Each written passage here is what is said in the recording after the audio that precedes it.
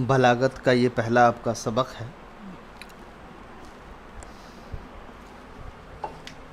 बलागत क्यों पढ़ा जाता है उसको थोड़ा सा समझ लीजिए। बहुत सारे अलग अलग तारीफ़ें बलागत की हुई हैं। मैं कोशिश करता हूँ कि जो आसान अंदाज़ है उसके ज़रिए बलागत बता दूँ। बलागत और के अंदर बलागत बुलूग से बना हुआ है। बुलूग कहते हैं किसी भी चीज़ को उसके बिल्कुल आला मकाम पर पहुंच जाना, यानी एक बेहतरीन जो उसका जगह है, उसका मकाम है, उस मकाम तक किसी चीज़ का पहुंच जाना बुलूग कहलाता है। इसीलिए अलग अलग अंदाज में बुलूग का इस्तेमाल होता है। इंसान के लिए बुलूग का इस्तेमाल तब होता है जब उसके अंदर समझदारी आ जाती है। शरीयत में बुलूग का इस्तेमाल तब होता है जब उसके ऊपर शरई कानून लागू हो जाता है। तो बुलूग कहते हैं पहुँचने को, बलग यबलुगु से, और बलागत उसी से बना हुआ है।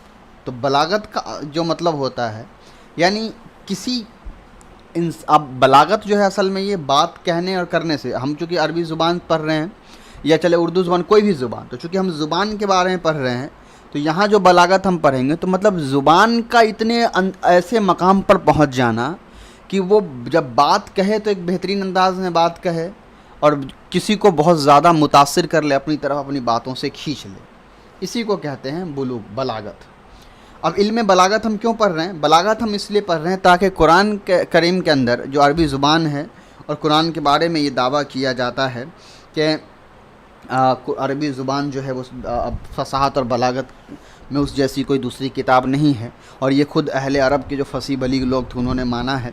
तो ऐसा क्यों है, इसी के तमाम जो चीज़ें हैं समझने के लिए हमको पहले इल्म बलागत का समझना ज़रूरी है कि किन उसूल के बिना पर, और ऐसा कौन सा लेवल होता है, कौन सा मकाम होता है जिसको सामने रख कर के हम तय कर पाते हैं कि कोई जुमला या कलाम जो है वो बलीग है या नहीं है, या कोई मुतकल्लिम जो है वो फसी और बलीग है या नहीं है। चलिए, मबादियात इल्म बलागत मौका व महल के मुताबिक साफ, मौसर और ख़ूबसूरत अंदाज में, मौसर भी कह सकते हैं, मौसर और ख़ूबसूरत अंदाज से, मौसर करेंगे तो ज़्यादा अच्छा रहेगा इसलिए कि बात यहाँ आदमी की नहीं चल रही। मौसर इसमें फ़ाइल का सेगा हो जाएगा, मौसर इसमें मफूल का, यानी जो बात ज़्यादा असरदार हो। मौसर तो मौसर करने वाले कहते हैं, तो मौसर पर ये ठीक ज़्यादा बेहतर वही है। इल्म बलागत मौका व महल के मुताबिक साफ, मौसर और ख़ूबसूरत अंदाज से गुफ्तगू करने का सलीका जानना बलागत कहलाता है। तो बलागत किसको कहते हैं? बलागत कहते हैं मौका व महल के मुताबिक, यानी जो आदमी हैं, जैसी मजलिस है, जैसे लोग हैं, उनके मुताबिक बात करे, और बात ऐसी करे कि वो असरदार हो, और बेहतरीन अंदाज में अगर बात की जाए तो उस तमाम फ़न को जो है, उस सलीके को जानने को, उस फ़न को बलागत कहते हैं। मौज़ू और गर्ज़, मौज़ू और गर्ज़ यानी इस किताब बलागत के अंदर असल बात क्या है और पढ़ने का मकसद क्या है। इस इल्म का मौज़ू आम बोलचाल में आने वाले अल्फाज और माने हैं जिन्हें अल्फाज से ताबीर करते हैं, और इसका मकसद अपने अंदर ये सलाहियत पैदा करना है कि किस जगह कैसी बात मुफीद हो सकती है। बलागत के लिए ज़रूरी है कि गुफ्तगू करने वाला मुतकल्लिम और उसकी गुफ्तगू का हर जुमले का हर लफ्ज़ फसी हो, चुनांचे लफ्ज़ फसी हो तो इस्तिलाह में इसको फसाहत कलिमा, और जुमला फसी हो तो फसाहत कलाम, और मुतकल्लिम फसी हो तो फसाहत मुतकल्लिम कहते हैं। साथ ही ये भी ज़रूरी है कि मुतकल्लिम की ये बात मौके व महल के मुताबिक हो, इसे इस्तिलाह में बलागत कलाम कहते हैं। नीज़ उस मुतकल्लिम में इस तरह की बात करने का सलीका हो, ऐसा न हो कि किसी की बात को वह दोहरा रहा है, इसे इस्तिलाह में बलागत मुतकल्लिम कहते हैं। अब यहाँ तक आप पूरी बात समझ लीजिए। बलागत में 3 चीज़ें ज़रूरी होती हैं: कलिमा, कलाम और मुतकल्लिम। कलिमा कहते हैं लफ्ज़ को, उसी का जुमला जो है वो कलाम, जुमला, और मुतकल्लिम कहते हैं बोलने वाले को। अगर कलिमा फसी है यानी बेहतरीन उम्दा कलिमा इस्तेमाल किया गया तो हम कहेंगे फसाहत कलिमा। अगर लफ्ज़ जुमला बेहतरीन इस्तेमाल किया गया तो हम कहेंगे फसाहत कलाम। اور اگر متکلم نے بہت اچھی بات کہی ہے تو ہم کہیں گے فصاحت متکلم۔ اب فصاحت متکلم اس کو نہیں کہیں گے جو کسی کی بات سن کر اس کو دہرائے جا رہا ہے، بلکہ فصاحت متکلم اس کو ہم کہیں گے، ایسا ہو سکتا ہے کہ کسی نے بہت اچھا بیان کیا ہو اور کسی نے اس کو نقل کر کے وہ بھی بیان کرنے لگا ہو، تو وہ متکلم فصیح نہیں کہلائے گا۔ کیوں؟ اس لیے کہ فصیح کہتے ہیں ایک اس متکلم کے اندر ایسی صلاحیت پیدا ہو جانا کہ وہ خود بہت اچھے انداز میں بات کرنے پر قادر ہو سکے، نہ کہ کسی فصیح کلام کو بار بار وہ دہرا رہا ہو۔ اب دیکھیے فصاحت، اب فصیح بار بار آپ لفظ سن رہے ہیں، تو فصاحت کا مطلب کیا ہوتا ہے؟ اب ذرا اس کو دیکھ لیجئے۔ اصل میں کیا ہے کہ یہ کتاب PDF میں موجود نہیں ہے، اور یہ کتاب میں نے کافی ڈھونڈنے کی کوشش کی، مجھے اب تک نہیں ملی ہے جب تک میں ویڈیو بنا رہا ہوں، اس لیے میں اس کے اپنے فون سے تصویر کھینچ کر پھر آپ کو جو ہے اس کتاب سے پڑھا رہا ہوں۔ انشاءاللہ PDF بن جائے گی تو میں یا پھر میں کوشش کروں گا کہ اسی ایمیج کو PDF میں کسی طرح سے بنا کر آپ کو پڑھاؤں۔ فصاحت کے معنی واضح اور ظاہر ہونے کے ہیں۔ فصاحت کے لفظی معنی کیا ہیں؟ ظاہر اور واضح ہونے کے۔ اس کی 3 قسمیں ہیں، فصاحت کلام، فصاحت کلمہ اور فصاحت متکلم۔ تو 3 چیزیں میں نے بتا دی پہلے ہی۔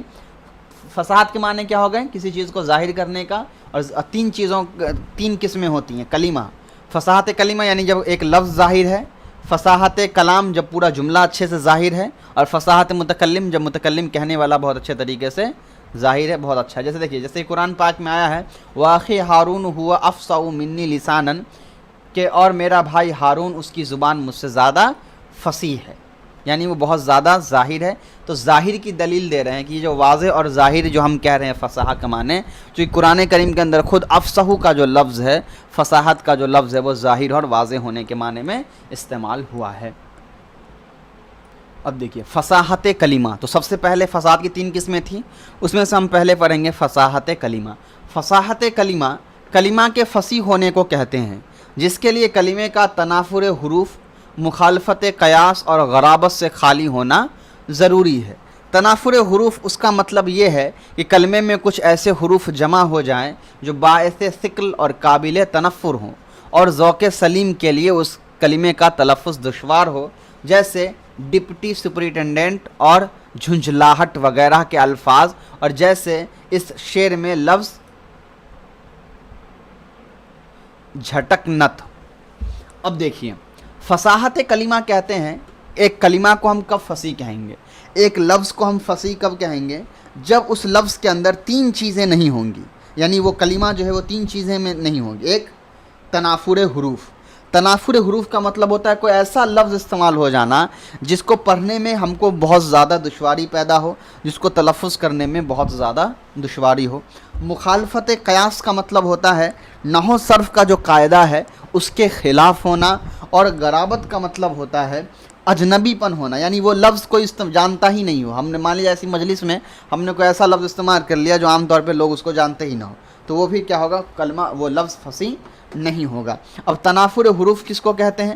تنافر حروف کہتے ہیں ایسے لفظ، اس کلمے میں کچھ ایسے حروف جمع ہو جائے، یعنی ایک لفظ ہے اس میں کچھ ایسے حرف جمع ہو جائے جو باعث ثقل اور قابل تنفر ہو، یعنی جو پڑھنے میں بہت زیادہ مشکل اور بہت زیادہ جو ہے وہ تنفر یا تنفرن کا مطلب ہوتا ہے اجنبیت ہونا، یعنی کوئی ایسا لفظ جو اجنبی ٹائپ کا ہو۔ تو جو باعث ثقل اور قابل تنفر ہو، یعنی جو پڑھنے میں بہت زیادہ مشکل ہو اور اس کو پڑھنے میں جو ہے اجنبیت محسوس ہو، یعنی بالکل اپڈنگا محسوس ہو، عام طور پر زبان پر وہ نہ چڑھتا ہو، جو ذوق سلیم کے لیے اس کلمے کا تلفظ دشوار ہو۔ ذوق سلیم کہتے ہیں کہ عام آدمی جس کا جو ذہن جو ہے زبان کو لے کر وہ بالکل صحیح ہے، زبان کی پرکھ ہے، وہ سمجھتا ہے، اس کے لیے اس کا لفظ جو ہے وہ دشوار ہو۔ جیسے ڈپٹی سپرنٹینڈنٹ، تو یہ ڈپٹی سپرنٹینڈنٹ عام آدمی کے لیے بولنا تھوڑا مشکل ہو جائے گا۔ جھنجھلاہٹ، یہ بھی تھوڑا مشکل ہو جائے گا عام، یہ تو اصل میں یہ اردو کے اور انگلش کے مثال دے رہی ہیں، لیکن آپ کو یہاں کیا کرنا ہے، عربی کے حساب سے صرف آپ کو جو ہے اصطلاحات یاد رکھنا ہے، کیونکہ آپ اردو کی فصاحت بلاغت کی کتاب ضرور پڑھ رہے ہیں، پر یہ پڑھ رہے ہیں تاکہ آپ کو قرآن کیوں فصیح اور بلیغ ہے یہ سمجھ میں آ جائے، تو آپ کو اصطلاحات یاد رکھنے ہیں، مثالوں پر غور نہیں کرنا ہے۔ عربی میں اس کا مثال کچھ اور ہوگا، جیسے شجا، کشا، اس طرح سے کچھ مثال رہے گا۔ اور جیسے اس شعر میں، اب اس کے اندر شعر بھی بہت آتا ہے، اس کو دیکھ لیجئے۔ جلوہ نظروں میں اس طرح وہ دے جو فلک پر ہو تاروں کی جھٹکنت۔ झटकनत पढ़ लीजिए, झटकनत। तनाफुर हरूफ को ज़ौक़ सलीम के ज़रिए जाना जाता है। अब सवाल है कि अगर किसी लफ्ज़े में तनाफुर हरूफ है, जैसे ये झटकनत है, अब इसको पढ़ने भी मुश्किल हो रहा है और अजनबी भी है, पता ही नहीं चल रहा इसका माने क्या, और पहले हमने इसके मतलब क्या होते हैं, अब ये शेर में इस्तेमाल हुआ है। तो तनाफुर हरूफ को कौन इंसान पहचान सकता है? जिसका ज़ौक़ सलीम हो, यानी जो समझता हो, उसका जो ज़ुबान की परख रखता हो, ज़ुबान को समझता हो थोड़ा बहुत, और वो इंसान जो है वो इस तरह के जो तनाफुर हरूफ है, जो ऐसे लफ्ज़ जिसको पढ़ना मुश्किल हो, उसको वो समझ सकता है कि वो पढ़ेगा, नहीं पढ़ने आ रहा तो वो समझ जाएगा। अब देखिए, इल्म की कमी की वजह से ना पढ़ना एक अलग चीज़ है, और एक होता है कि लफ्ज़ आप सही पढ़ रहे हैं, आपको इल्म भी है, लेकिन वो लफ्ज़ इतना पेचीदा है कि वो अब ढंगा लग रहा है पढ़ने में। मुखालफत क़यास, इसका मतलब ये है कि कलमे की हियत व सेगा में कोई ऐब हो जिसकी वजह से वो कलिमा सरफ़ी कायदे के ख़िलाफ़ हो जाए।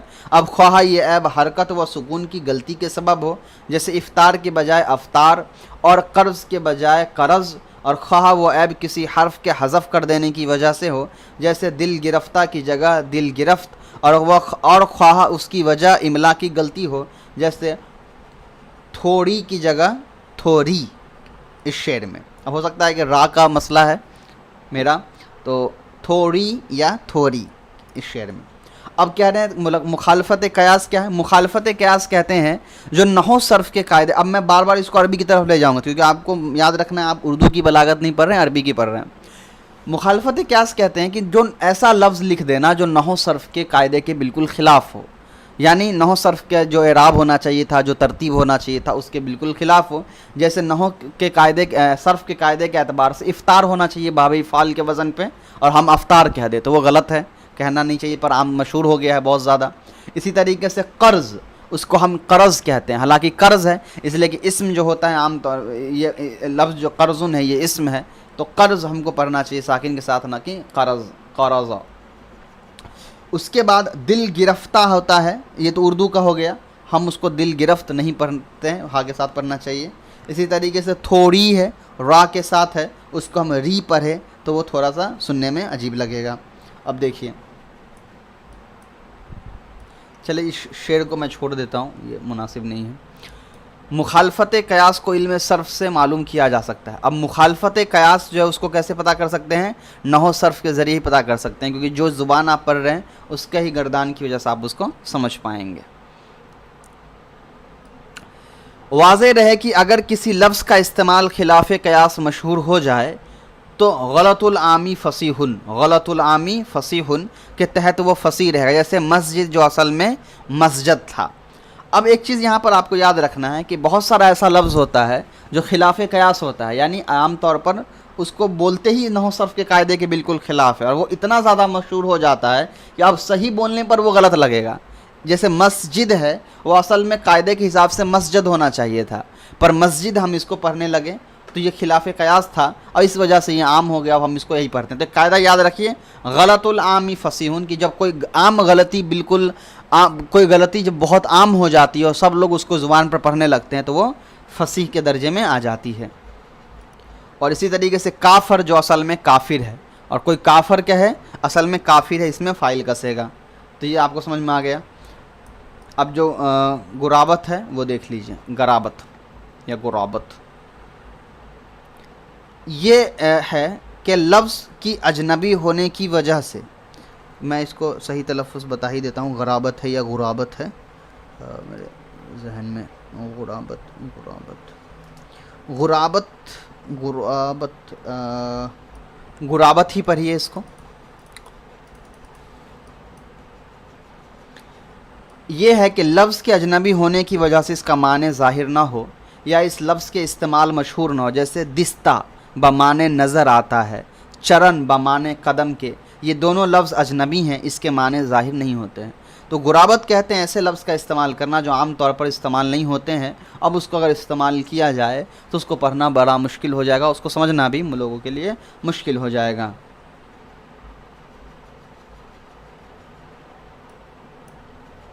अब यहाँ एक शेर है, हज़ार हैफ के इतना नहीं कोई गालिब, जो जागने के मिला देवे आपके ख्वाब के साथ। तो यहाँ जो कह रहे हैं, इस शेर में जो लफ्ज़ देवे है बमाने दे, यानी दे इस्तेमाल होता है, देवे और दे दोनों के माने एक सेम है। دے کی جگہ دیوے استعمال ہوا ہے، جس کا استعمال مشہور نہیں ہے۔ غرابت کا پتہ لغت کی چھان بین سے ہی لگایا جا سکتا ہے۔ اب کوئی لفظ عام ہے یا کوئی لفظ مشہور ہے یا نہیں، کوئی لفظ جو ہے وہ اجنبی ہے یا نہیں، اس کا اندازہ آپ صرف لغت کی وجہ سے ہی پتہ کر سکتے ہیں، یہ لغت سے ہی معلوم چلے گا۔ بعض علماء نے فصاحت کلمہ کے لیے مذکورہ 3 چیزوں سے خالی ہونے کے ساتھ ساتھ کراہت سم سے بھی خالی ہونے کی شرط لگائی۔ کراہت سم مطلب سننے میں بھی برا نہ لگے، یعنی لفظ ایسا نہ ہو کہ اس کا سننا ناگوار لگے، جیسے کھیت کے بجائے ڈبرے کا استعمال اس شعر میں ہوا۔ اب کھیت لفظ ہے اور اس کے لیے ایک ڈبرا کا بھی لفظ استعمال ہوتا ہے، تو کوئی ڈبرا کہے تو کھیت کے مقابلے میں ڈبرا بڑا بھدا لگتا ہے سننے میں، جیسے اس کے شعر میں بھی ایک لفظ استعمال ہوا ہے، دیکھیے، لے دیدہ تر جدھر گئے ہم، ڈبرے جو تھے خشک بھر گئے ہم۔ مگر صحیح یہ ہے کہ کراہت سم چونکہ لفظ کے اجنبی اور غیر مانوس ہونے کی وجہ سے ہوتی ہے، لہٰذا غرابت میں داخل ہے، چنانچہ مزید اس سے خالی ہونے کی شرط بیکار ہے۔ اب یہاں اپنا ایک بات کہہ رہے ہیں کہ بعض علماء نے لگا تو دیا، مگر صحیح یہی ہے کہ کراہت سم چونکہ لفظ کے اجنبی ہو اور غیر مانوس ہونے کی وجہ سے ہوتی ہے، لہٰذا یہ غرابت میں داخل ہے۔